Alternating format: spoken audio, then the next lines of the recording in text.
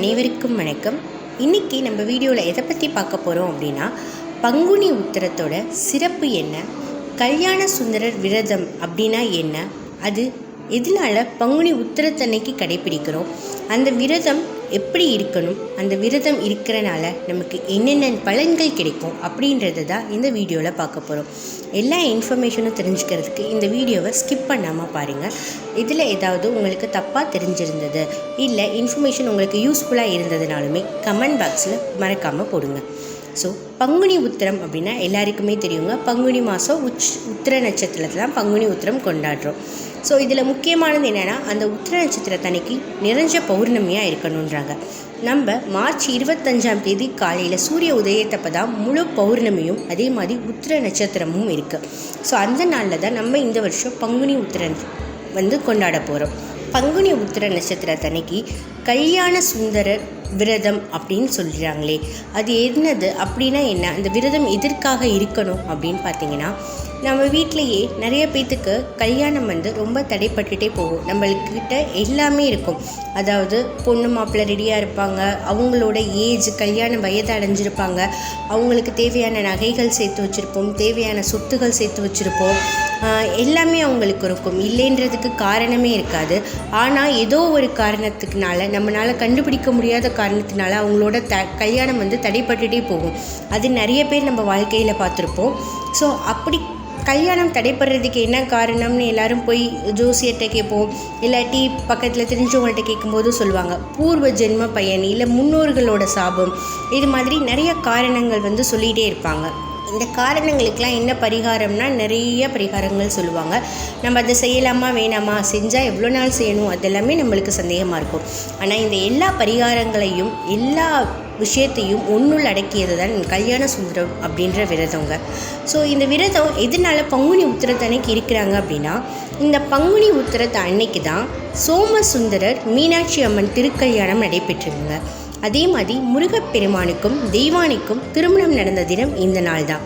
அதே மாதிரி ராமர் சீதையின் திருமணம் நடந்த தினம், மன்மதன் ரதி திருமணம் நடந்த தினம், இது மாதிரி தெய்வங்களோட திருமணம் எல்லாம் நடந்த நன்னாள் தான் இந்த பங்குனி உத்திரம்.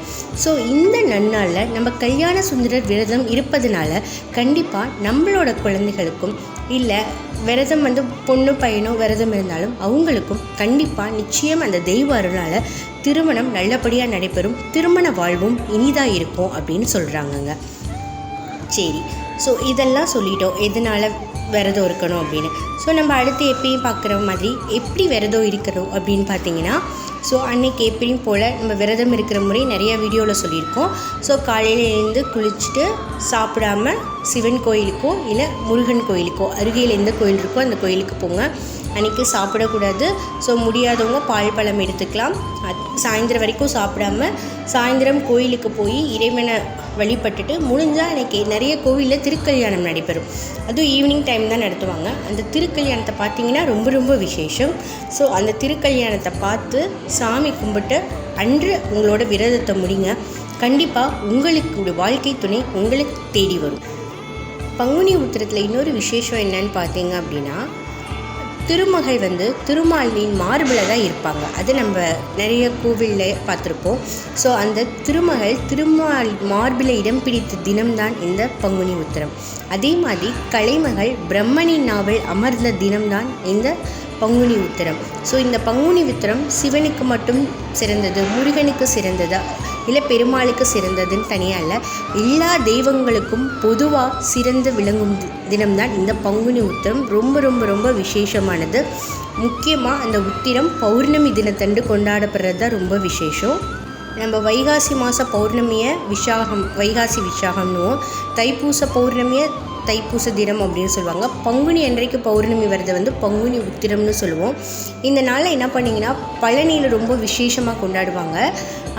பழனியில் பார்த்திங்கன்னா கொடுமுடியில் இருந்து காவேரி நீரை எடுத்துகிட்டு அன்று முருகனுக்கு அபிஷேகம் பண்ணுறது ரொம்ப ரொம்ப சிறப்பாக இருக்கும். அதே மாதிரி இந்த கல்யாண சுந்தரம் விரதம் இருக்கிறவங்க, நான் சொன்ன மாதிரி நீங்கள் காலையிலேருந்து விரதம் இருந்திருப்பீங்க, ஈவினிங் ஒரு திருக்கல்யாணத்தை பார்த்துட்டீங்க. சப்போஸ் உங்களால் திருக்கல்யாணம் பார்க்க முடியலாட்டியும் அன்றைய தினம் எல்லா சிவன் ஆலயத்துலேயும் இரவு பள்ளியறை பூஜை நடைபெறும். அது ரொம்ப விசேஷமானது. சில கோயிலில் சிம்பிளாக டக்குன்னு முடிச்சிருவாங்க, சில கோயிலில் வேதங்கள் ஓதி நல்லா பண்ணுவாங்க. உங்களுக்கு திருமணம் டிலே ஆச்சுன்னா முடிஞ்சளவு டெய்லியோ இல்லை பங்குனி உத்திரத்தன்னைக்கோ அந்த பள்ளியறை பூஜை அலங்காரத்தில் நீங்கள் கண்டிப்பாக கலந்துக்கோங்க.